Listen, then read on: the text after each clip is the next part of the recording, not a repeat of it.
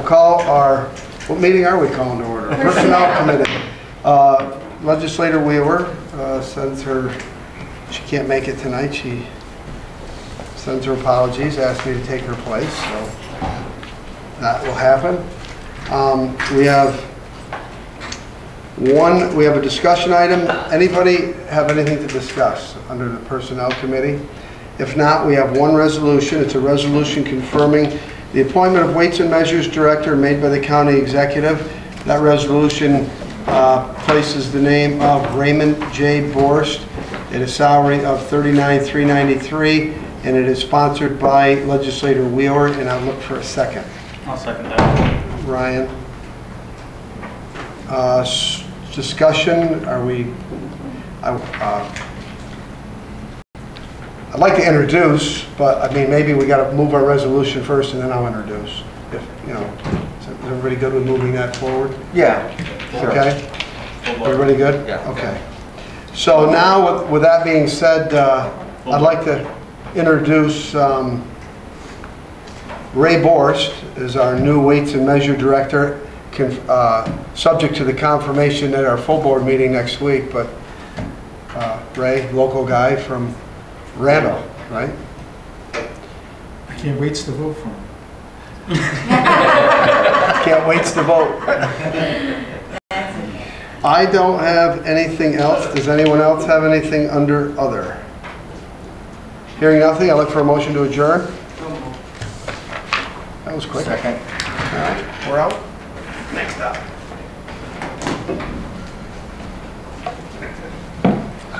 You got 2 minutes. Second.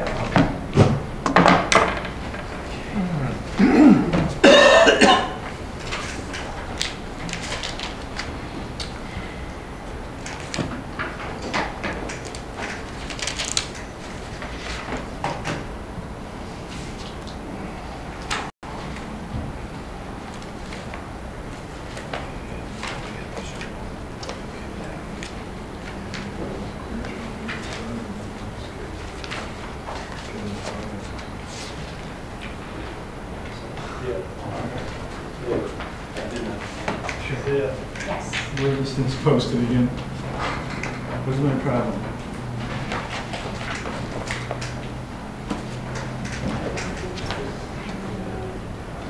Agenda packet. Where? Right. It's over here, 605. Yep. No, budget, right. There you go. Can't forget it's supposed to be. And then, you know, Yeah, those hyperlinks start, you can put them down. Yeah. In the resolution. Thank you.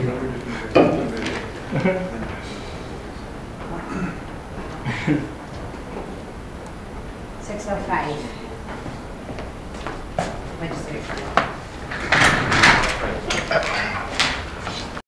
I'd like to call the Budget and Finance Committee to order.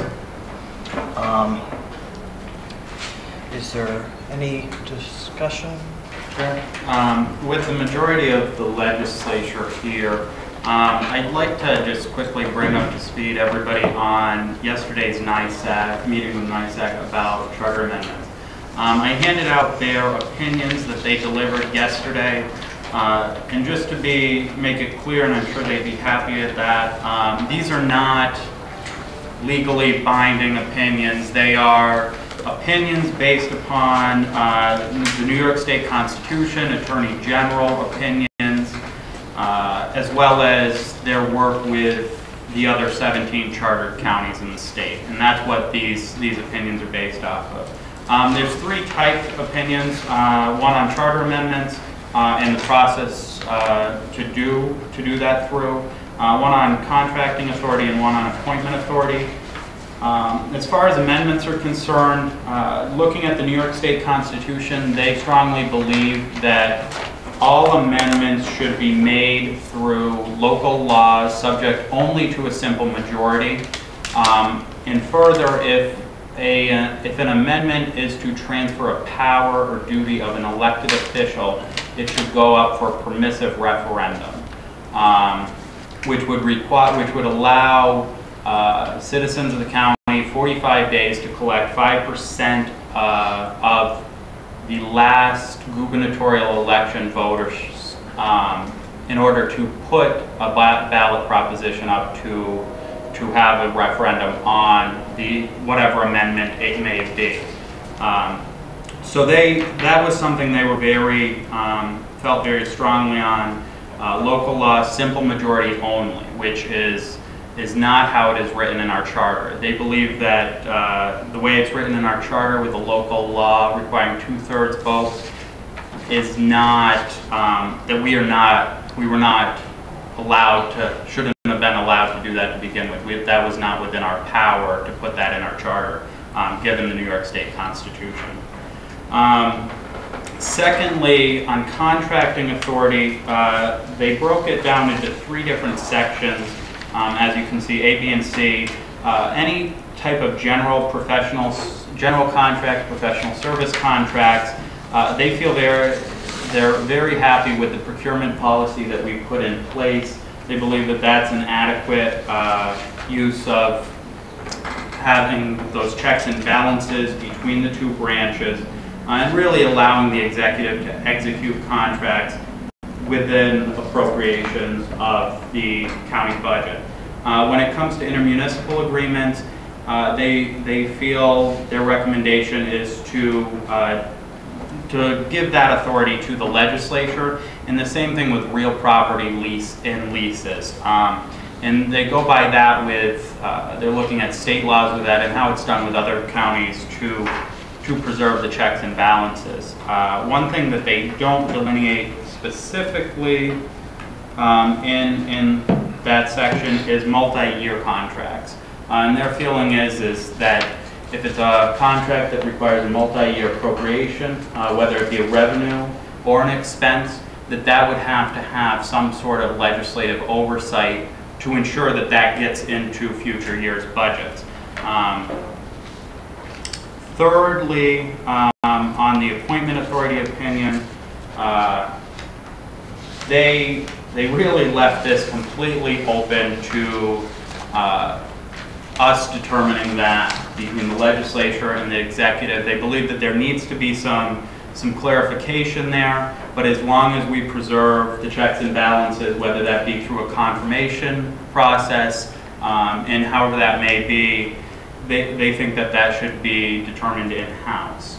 And all of these really revolve around Section 1502 of the Charter that allows for clarification of the Charter by the legislature through local laws, and the liberal construction clause, basically allowing the executive and the legislature to sit down and clarify these. And there are certain items that they've said that really should be incorporated in charter amendments, so that, you know, there's certain things that should be up to whatever legislature and executive to set policy. However, some of the broader things such as real property contracts, those should actually be in the charter itself. One other item that we discussed yesterday that they did not put a written opinion together on is the situation outlined in the Red Line Charter on the Department of Law dealing with the county attorney in times of conflict.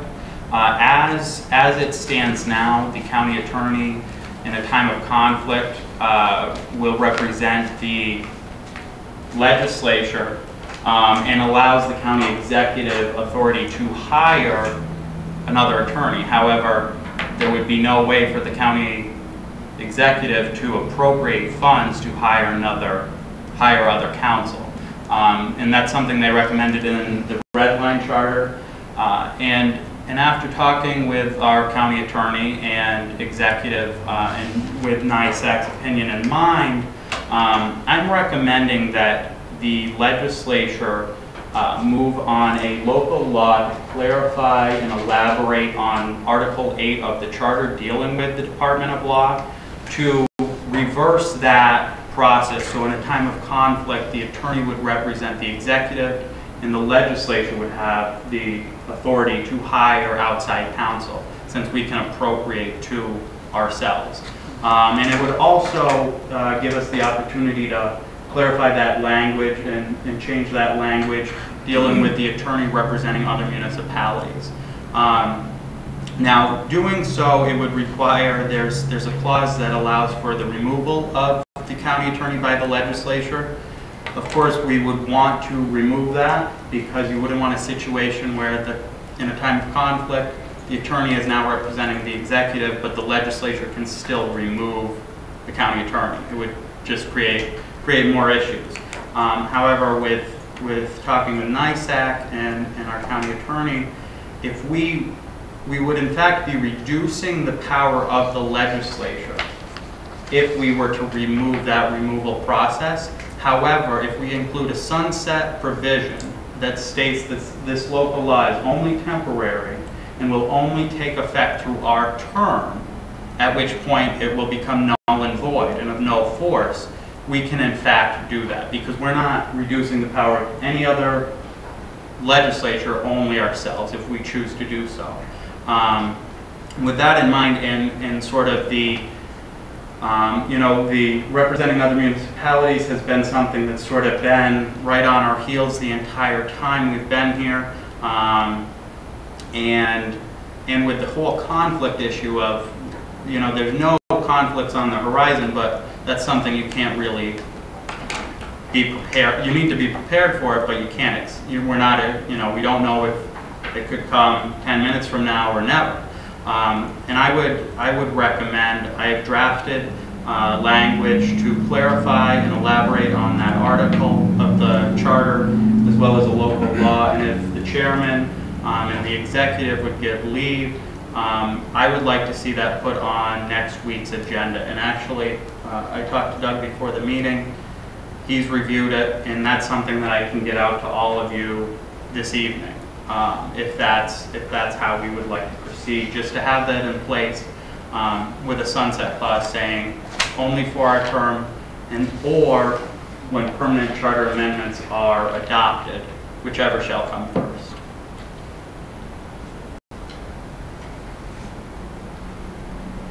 So, if I'm understanding it correctly, we can do this because it's within our term. If we happen to have some charter amendments to go before the people, even though we've created the local law, we could at that time go ahead and put it up with whatever other things that we may want to change, right?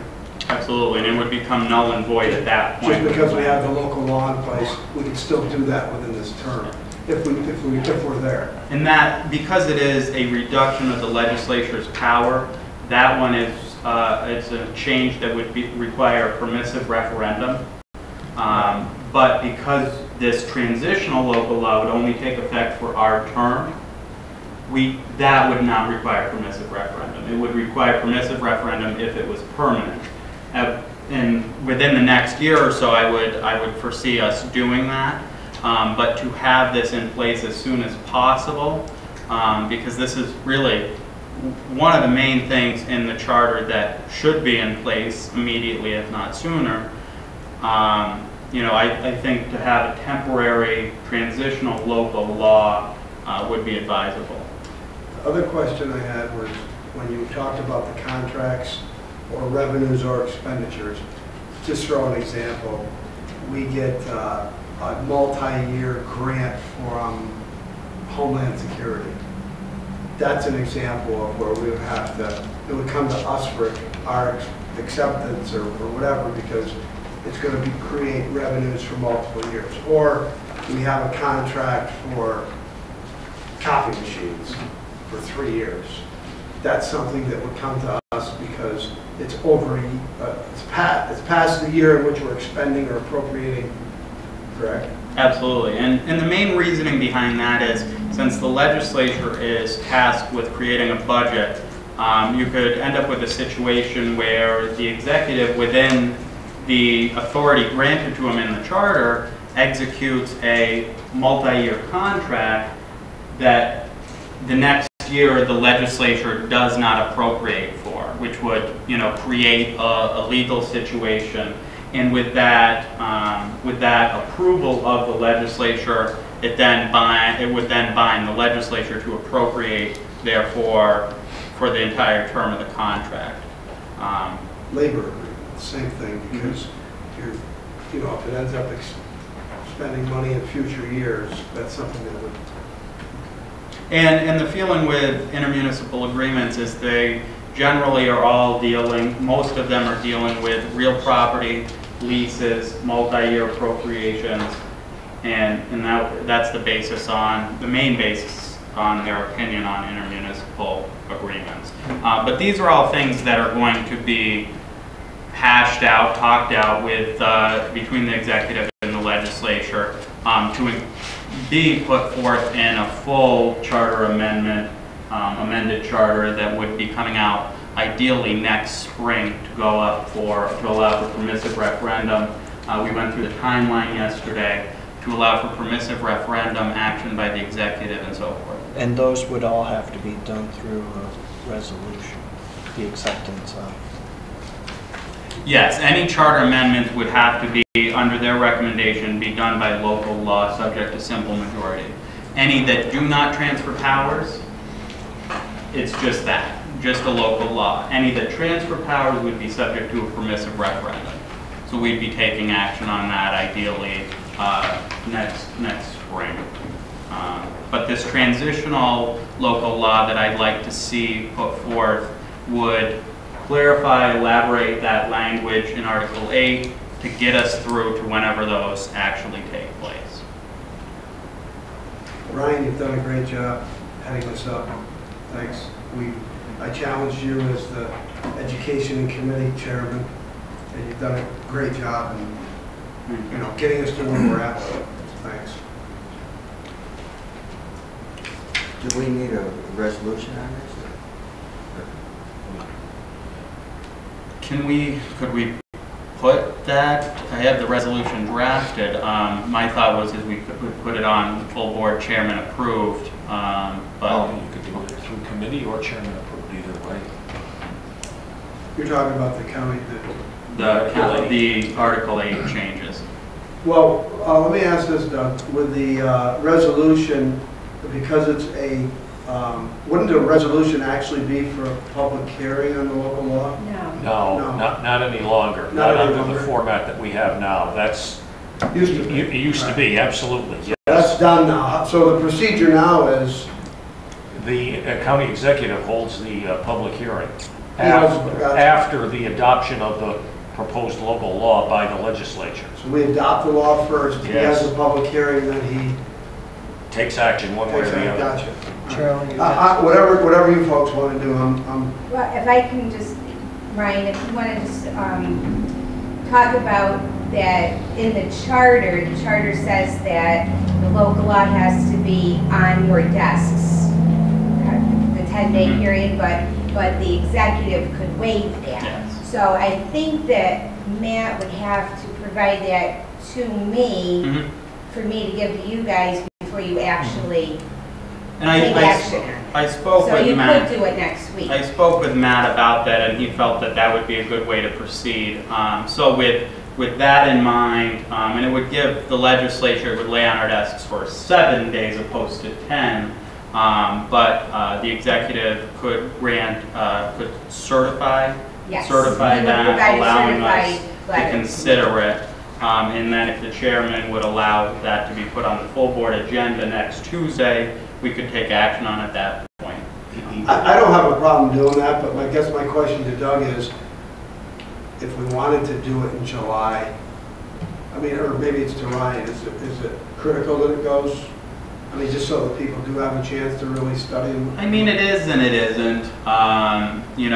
It's been an issue that has been, coming up over and over again. And as far as the conflict thing is concerned, we may not have to have it our entire term, hopefully, but it could also come up the second we leave this road. So is it your recommendation, Doug and Ryan's, that we try to act on it sooner than later? It would be my recommendation, obviously, with the disclosure that I may have a personal interest in the outcome of it. But I do think it would be a good idea to put the situation to rest. Matt did indicate verbally yesterday that he would be agreeable to submitting the certification to waive the timeline of days, number of days. to do it next meeting.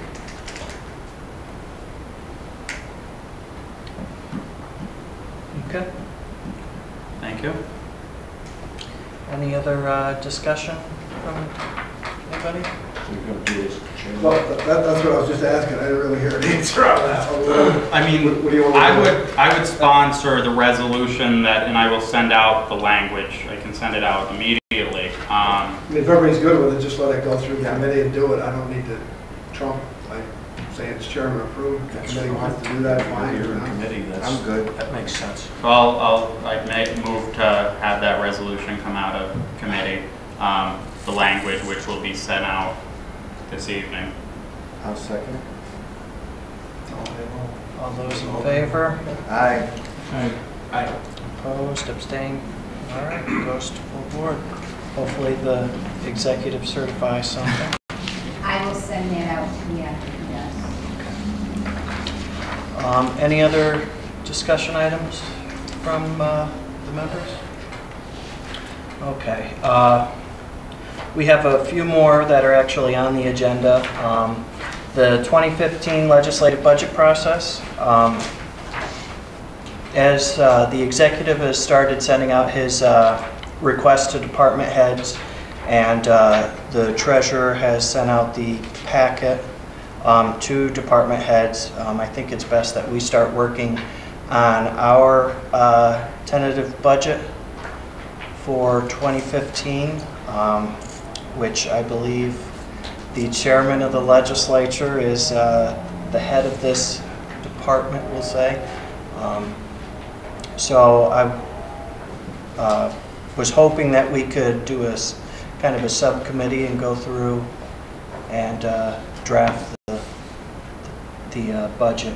One thing I will mention is that when we adopted the budget procedures, we moved ourselves out of Department 1 and into Department 30 so that there is a separation between the executive and the legislature. And Department 30 was the auditor, the auditing department, which we have control over as per the charter. Would anybody like to volunteer? I mean, we're 9 of us on a finance committee. People are good. Couldn't we just do it in this committee? And I mean, so we're all here. You know what I mean? On nights that we. It's up to you. You know, I mean, if we're able to. I mean, we're all here. We're all on this committee. Why double it? As long as we It's can all input agree that to we keep all- our civility. I mean, it's input that we're all going to have. So Right. why have 3 of us get together and put Mhm. something together that the other 6 may not, when we can all be chiming in at the same time? I mean, that's what I think. So will you, okay, when would we need to, would we tack it right onto our budget and finance? I don't know, go around and ask people what their That'll feelings make it are. a long meeting. It's our first time going through this, so I certainly want to do what's, I want everybody to be involved. I think it's important that everybody is involved. I don't want to, you know, bog down one meeting that you're having now, and I don't want to create 100 meetings for everyone else, but if everybody's good with setting some sort of a schedule, let's.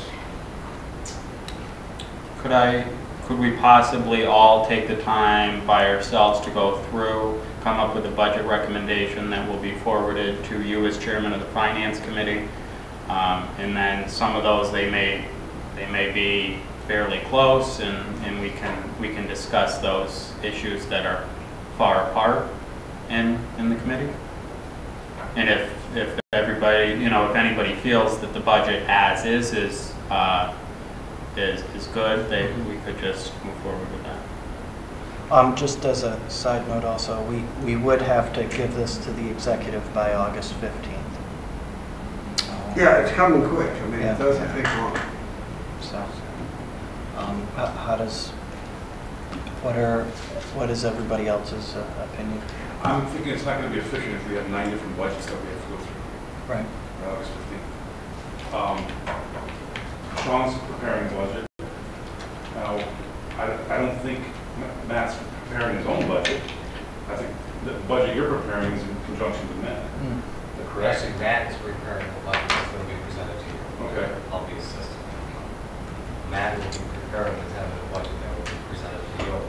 But I believe the charter states that your budget is essence, kind of, it's incorporated in that, but it's separate. Matt doesn't have any jurisdiction over the legislature's budget. The legislature's departmental budget, should I say. Right. The legislature has to put their own departmental budget together, which I believe the charter states that Matt cannot alter until the process is towards the end of the process. Yes. I agree with Alex. I don't know about submitting 9 budgets, but I certainly think that 9 legislators should be having the input. Maybe we create a document that's, you know, we're going to fill in the blanks as we go together. Go right down through this document, department by department. We may get through one department one night, but let's look at what we have now. Look at what we have now. Look at our blank document and say, you know, I don't know. We're not Just our- billing We're doing yeah, just our Just department, our department. which Yeah. We have, right, we're going to look at it and we're going to go down line by line, right? Right, but not Well, any your of the department other. only, not all Yeah. the other departments. Just the department Just Department 30. 30. So we're going to look at 30 line by line though.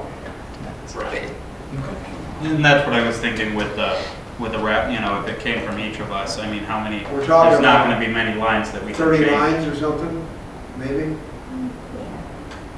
And some of those, I mean, all the legislators' lines cannot change, so. So if you compare it to what we have now, Mhm. and then just go down through it, and if we see something that we think, I'm thinking maybe have Jackie do like a template, you know, like an example, because I'm worried about forgetting something. You know, since this is our first budget, make sure that we cover everything, and then we can kind of just fill the numbers in, you know, when we get together. What do you think? not that much. Well, but, you know, I don't even know where to, besides a copier machine and... well, being that we Well, moved, we being have, if I can tell you, we have a spreadsheet. Yeah. Tom, you probably remember this from years past. We have a spreadsheet that we could provide to you guys with a blank column, and you could look at this year's budget and say, this is $500 for office supplies, make recommendations. Or I could have that here with you guys having copies of it, and you can go around to each line item and come up with a decision on what you want, you know, as a whole. Like you do it on maybe the first Tuesday of the month and call it a budget review for the legislature. It's a good idea. And then just go down. Right, just go down We line all by have a line, copy, what we we've just done in go the down. Right. past. yeah, but that'll have to get tweaked a little bit. Yes, we can do Well, I that. will at that meeting. Right. No, we've Right. taken 30 and Department 1, took part of Department 1 and put it into Department 30. So we'll have to tweak that Excel sheet that she Oh, I has. see what you're saying. Before the convention. Yeah, Well, you guys pick a date and we'll make sure we get the document to you plenty of time ahead. First, well, can we have it by next week? Sure. We have a meeting next week? Yeah, Try and look at the calendar. you know, because July's right around the corner and we, Well, if you do it at the finance meeting in July, you're talking about the second or third week in July, you still have till August 15th. And it's going to take that I long. think July 1st is a Tuesday, it's the first Tuesday of the month, Yes, it is. right?